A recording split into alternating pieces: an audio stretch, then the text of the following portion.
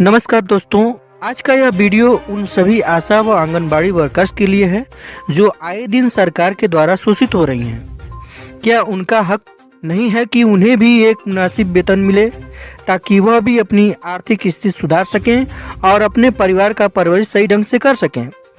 आइए आपको लोकसभा में उनके लिए उठाई गई मांग को दिखाते हैं और क्या सरकार उनके हक को दे पाएगी या नहीं।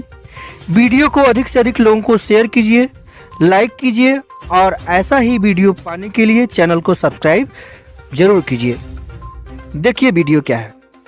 एक लोक प्रतिनिधि होने की हैसियत से जब भी कोई आंगनवाड़ी सेविका, आंगनवाड़ी वर्कर या आशा वर्कर से मुलाकात होती है तो वो यही बात कहती है कि हमारे लिए कुछ करिए। उसे ऐसा लगता है कि हम लोक प्रतिनिधि है तो बड़ी उम्मीदें हैं और मेरी ज़िंदगी में अगर कुछ बदलाव आ सकता है तो आप कर सकते हैं। ये अलग बात है कि इसके अंदर कितनी सच्चाई है, हम यहाँ पर बोल कर तो जाते हैं। आज जब हम बोलेंगे तो पूरी दिल से बोलेंगे और बहुत उम्मीद करेंगे, क्योंकि ये जितना भी ये सदन है, हम अलग अलग राजनीतिक पार्टियों से आते होंगे, लेकिन हकीकत ये है कि हमने मौत को बहुत करीब से देखा है। कोरोना के पीरियड के अंदर कौन अमीर था, कौन गरीब था, कितना बलवान था, किस राजनीतिक पार्टी, किस जाति, किस धर्म का था, कोई मायने नहीं रखा। मौत आई और सबको लेकर चली गई।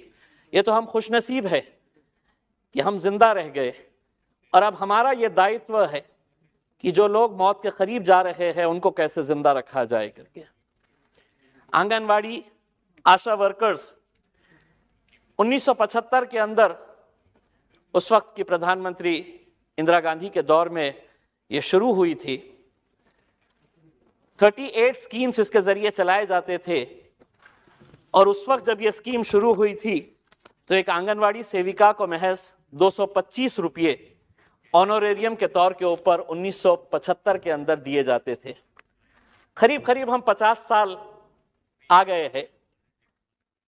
मेहनत उनकी इतनी ज्यादा होने के बावजूद भी आज एक आंगनवाड़ी, एक आशा वर्कर कितना पैसा कमाती है, ये हम सब के लिए बहुत ही शर्म की बात होनी चाहिए। क्योंकि इस मुल्क के अंदर, इसके अंदर राजनीति नहीं कर रहा हूं मैं, लेकिन हम स्मारक बनाने के ऊपर, हम पुतले बनाने के ऊपर हम हजारों करोड़ रुपया खर्च करते हैं।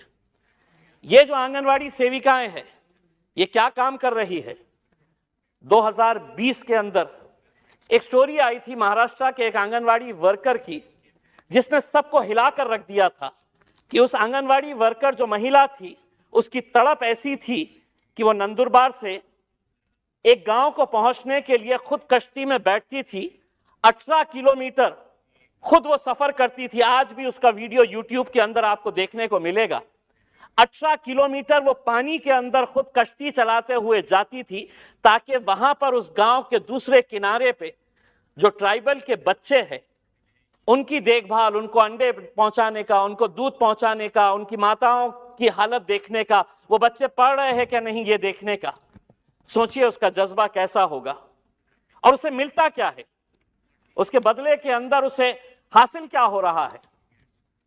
आज आंगनवाड़ी वर्कर्स की अगर हम पगार अगर हम देखेंगे, तो सैलरी देखेंगे, हम तो सांसद हैं, अपनी पगार बढ़ाना है तो हम एक झटके के अंदर बढ़ा सकते हैं और हजारों रुपये से बढ़ा सकते हैं। इनकी सैलरीज क्या है। मैं मेरे महाराष्ट्र के हद तक की बात करता हूं। आंगनवाड़ी वर्कर को कितना पैसा दिया जाता है, तो 8,500 जो मेन आंगनवाड़ी वर्कर है। जो आंगनवाड़ी वर्कर मिनी जिसे कहा जाता है, उसको सैलरी दी जाती है 4,500 रुपये और जो दूसरी है उसे महज 5,000 रुपये। तो आंगनवाड़ी वर्कर्स की अगर हम सैलरी देखेंगे तो वो 4,500 रुपये से 8,000 रुपये। सुबह 8 बजे से लेकर दोपहर में 3 बजे तक काम करना,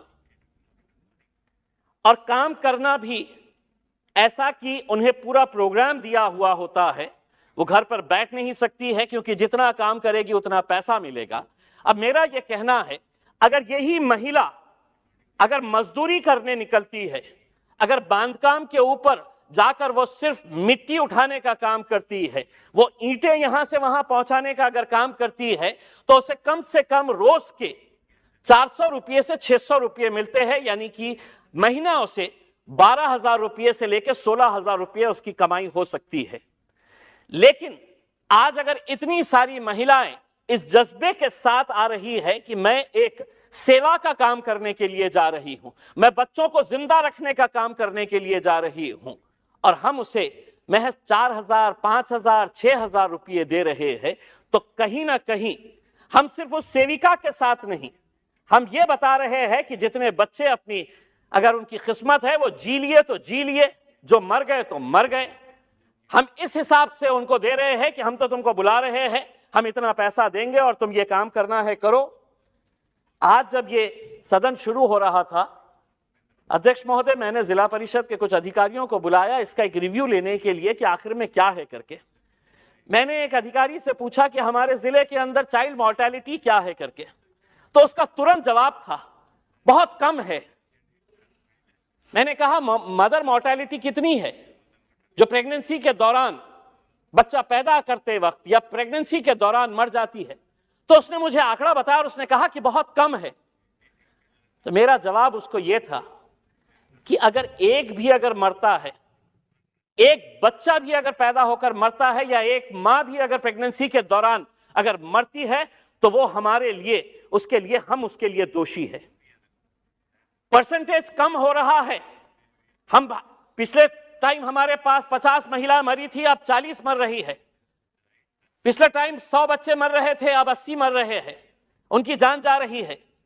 मेरे हिसाब से एक एक बच्चे के लिए आज मैं केरला गवर्नमेंट का, पौंडीचेरी गवर्नमेंट का और गोवा की गवर्नमेंट का, जब हमने ये हिसाब लगाया कि महाराष्ट्र इतना प्रगतिशील राज्य होने के बावजूद क्या वजह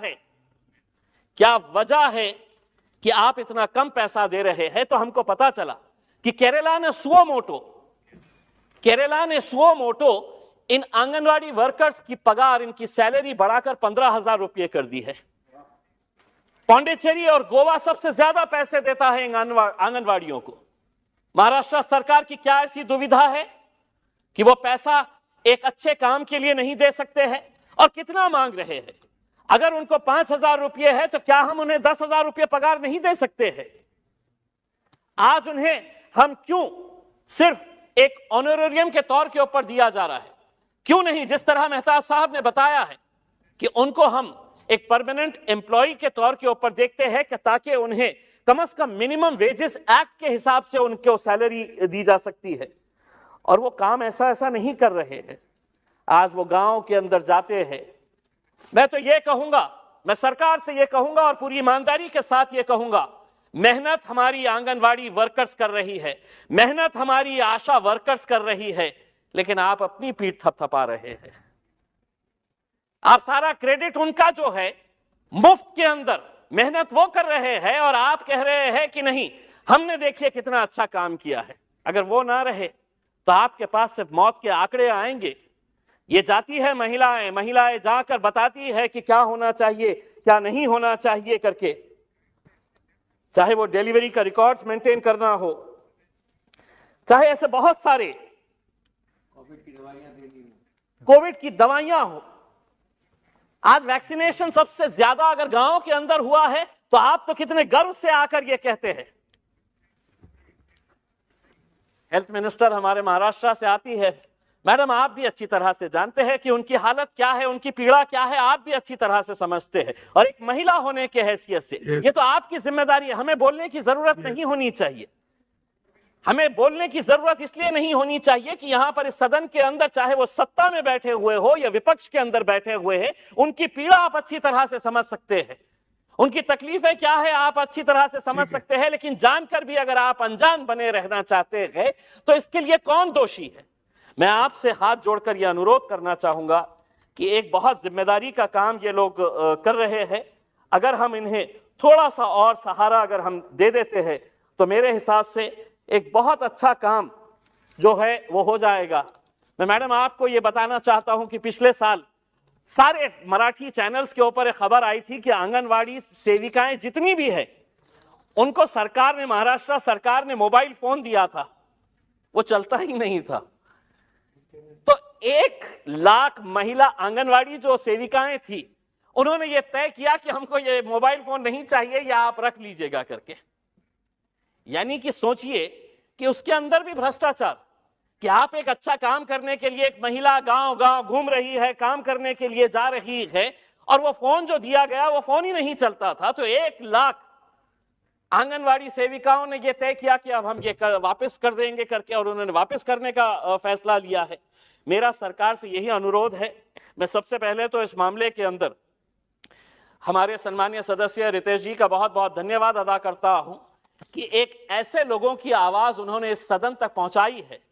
देखिए, मैं आपको बताना चाहता हूं कि जो आंगनवाड़ी जो सेविकाएं हैं उनकी एक यूनियन है, वो यूनियन ने सितंबर एक मिनट सिर्फ, आंगनवाड़ी कर्मचारी यूनियन के लीडर्स ने हमारे फाइनेंस मिनिस्टर आदरणीय निर्मला सीतारमण जी से मुलाकात की सितंबर 2021 के अंदर, और उनसे यह अनुरोध किया कि आने वाले बजट के अंदर हमारे बारे में कुछ सोचा जाए करके। उन्होंने women and child development minister केंद्र सरकार की, उनसे भी मुलाकात की, और उन्हें क्या मिला बदले में? वो इंतजार करते रही कि अब बजट आएगा, उसके अंदर कुछ ना कुछ हमको मिलेगा।